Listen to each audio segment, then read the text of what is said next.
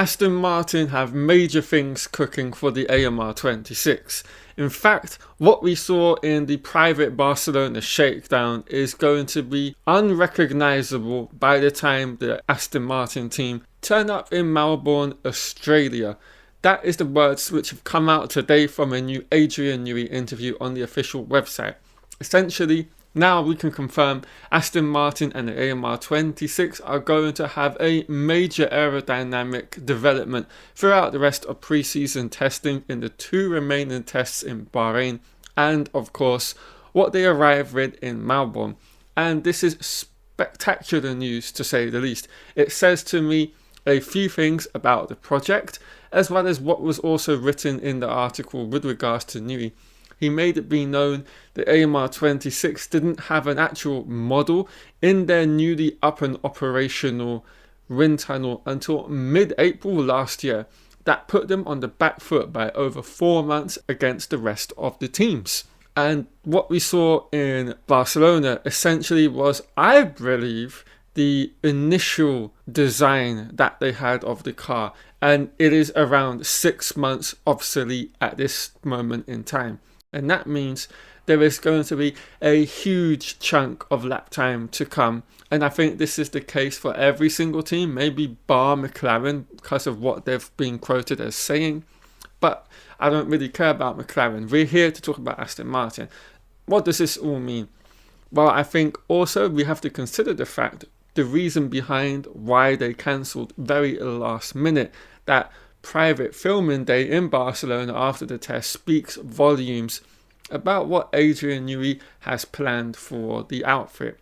I think we're going to get new bodywork on the car for their filming day ahead of the Bahrain first test, and I think throughout the subsequent tests that we have in the beginning and end of February, we're going to see a vastly different and a vastly quicker Aston Martin car than what we've seen at this moment in time. Now, Adrain Newey, what does he say in the actual web article? He says a lot of interesting things, particularly about how he's designed the AMR26. He said he wanted to create a specific aerodynamic platform which has a huge level of scope for development, essentially, in season. He wants not to have a fully refined car at the beginning and then find there is nowhere for development to go, but rather an aerodynamic concept, a suspension concept that works in harmony, that has huge potential for growth in season. And he made 3 very interesting claims. The AMR26 we see in Melbourne will not be like the one we've seen in Barcelona, and the AMR26 we see in Abu Dhabi will be unrecognisable to the AMR26 that started the first race in Melbourne.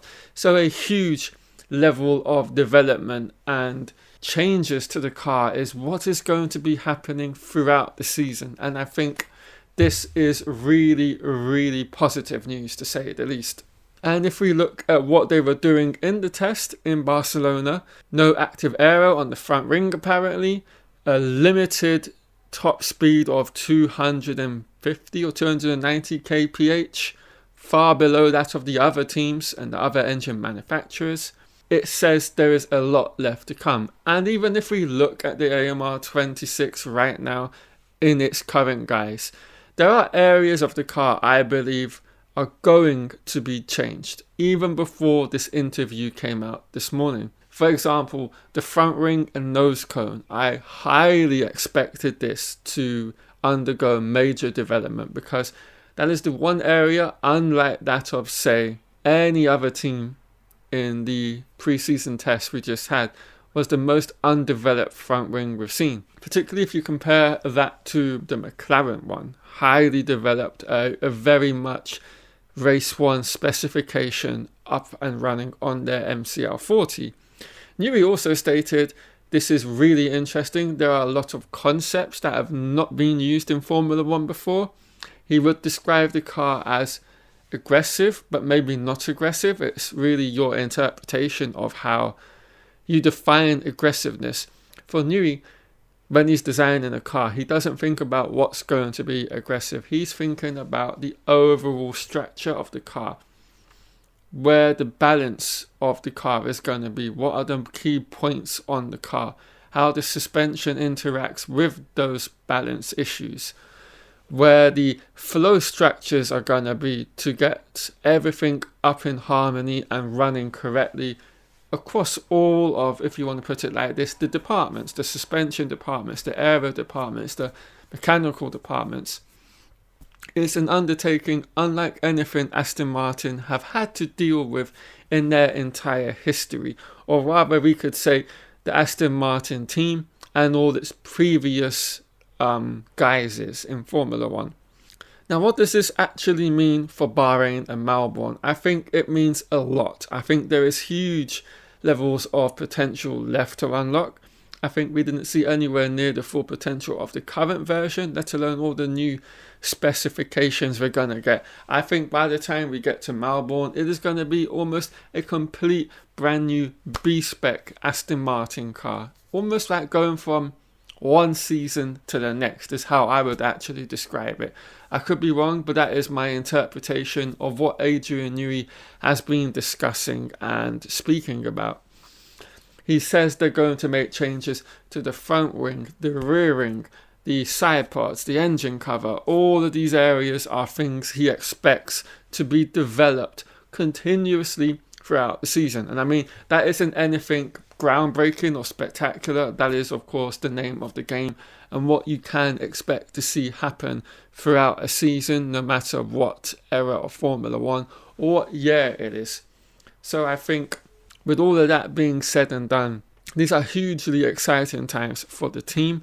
If you're Alonso, if you're fans of Alonso, I kind of count myself as one now, because he's the last link to me personally to Michael Schumacher and that generation of Formula 1. So I always love to see him doing well because of that kind of historical importance to me on a personal note. So I hope this car can really push on and give him a base for huge levels of excitement throughout the year, loads of anticipation, loads of continuous moments to fight for pole positions, podiums and race victories.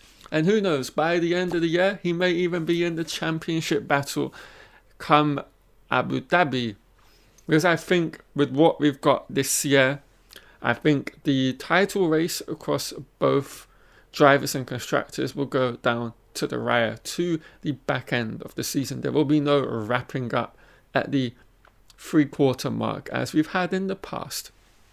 Anyway guys, that's the video. I hope you've all enjoyed it. If you have, do leave a like, subscribe if you're new to the channel down below, and don't forget to turn on notifications for all future content here on F1 Tech Unraveled. Right, I will catch you later.